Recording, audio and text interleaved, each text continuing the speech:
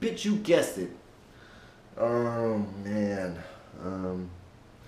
It's 3:43 a.m. Usually up at 3, then I do my stuff in the bathroom and I get the day started. I've had a pretty intense workout yesterday. Yesterday was Monday, so it was, well, it's everything because it's the Powerlifting to Win program. So it's squat, bench, and deadlift. Everything was pretty rough because I didn't have time to do mobility and I get really tight, but still smashed all the weights though. I went 5 and 5 on the squats. I did all 3 sets of bench. I actually went up a pound off script, and I did 5 for the deads, which means I'm going to die on Wednesday because the weights are going to go up pretty drastically, I think. So that's kind of the amazing thing about this program, is that you just keep going up. And yeah, this, in spite of the fact that I'm also on a cut, so the food is going down, calories are going down, and the way I've set it up on my fitness pal is that I'm doing 2 pounds a week, and even then I'm eating way under my calories most days. So that means I'm basically on track to lose like 2.5, 3 pounds a week. It's kind of something I did to trick myself. It makes me feel like my entire body's gonna explode, but this is just how I work. I probably don't recommend that you guys all do this. It's not healthy, it's not sustainable, but this is about competition and it's not about health necessarily. So to whatever degree I can maintain my health, try to sleep in a cold, dark room, and try to minimize stress in the rest of my life, that's what I gotta do. Anyways, I'm about to get into making some breakfast. Just 5 eggs, coconut oil, a little bit of butter, and maybe some sauerkraut. Just really basic. I used to do these massive breakfasts, but I don't have time for that necessarily right now, and it just helps to keep my calories down. I'm gonna go and take care of that right now. Peace. Okay, so this is where it starts, boys and girls. The foundation for a great day. Actually, I don't know what the fuck I'm talking about. That's 8 eggs in there. And what I like to do is I like to soak them in kind of hot water, just out of the tap, so that it kind of softens up the proteins in the eggs, so that when I toss them in the pan, they're not super stuck together because I keep my eggs in the fridge. I like to do sunny side up for Casey, and I like to do scrambled. Well, I've been doing scrambles and omelets lately. So what I'll do is I'll mix that up with something like a little bit of coconut milk, and I'll cook it in usually coconut oil and about like a quarter of a pat of butter, which is about a tablespoon most of the time if you get like the Kerrygold stuff or anything that comes in the foil and you have to cut it. And that's generally my breakfast. Training days, non-training days, that's pretty much consistent at least 6 days out of the week. Sundays tend to be kind of all over the place because on the weekends we just kind of take it easy. Don't track as much, but like I said, I've been under eating most of the time anyway, so it's not too bad. I'm just gonna get into this, start cooking, and probably throw in some sauerkraut for digestive health, and that's it. I'll see you guys in a little bit. So I'm just about to sit down and have breakfast. Running a little bit late because I've been having a really severe blood sugar thing this morning. My last meal last night post-workout was a freckled woodblock ice cream milkshake from Salt and Straw, and I didn't tell Casey because she doesn't want me to tell her about my cheats.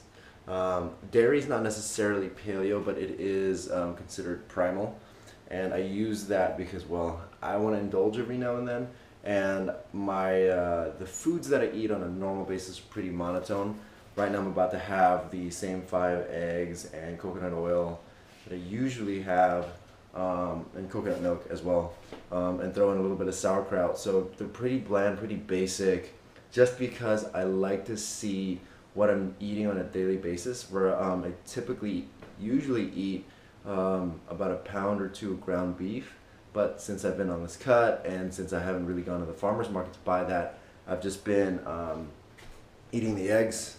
We used to have bacon too, but it's just been super simple, and it's helped to kind of track the macros a little bit easier. I guess it's sort of an IFYM variation on the paleo approach or the primal approach, but I don't like the IFYM right off the bat for most people, for my clients especially, because it screws with them because they feel like they can eat anything, and it's really hard to sort of nail down what you're eating when there's so much variability. People are people, and they're gonna wanna just stuff whatever they can in their face. So I try to give them some positive constraints, and then we'll go from there. But I'm gonna go ahead and eat breakfast so I don't die. I'll talk to you guys in a little bit. So we were working, and we were here in Hollywood, so we thought we'd hit up Jabiscus because we were here the other night, and eating ramen, and yes, this is compliant, and I figure since I'm counting my macros, I'm gonna let this one slide, because this is probably the biggest meal I'll have for the rest of the day, and then I won't eat anything and just work. Yeah, I'm gonna eat. You guys can see that. We got tonkatsu, Kyle got tonkatsu, Edgar, I don't know. He wanted to be a fucking rebel, so he got some other shit. He'll show you. I'll show you. Look, he'll show you. He'll show you. Show me. Alright, we're gonna eat, and I'm gonna stop being obnoxious. Well, let's see if you can fake an up dog. Yep, do that. Yeah, burn as fuck. Yeah, Let me go? Thank you. Just go. Welcome to Hollywood. You just gotta fucking do it. Fucking guy. This fucking guy.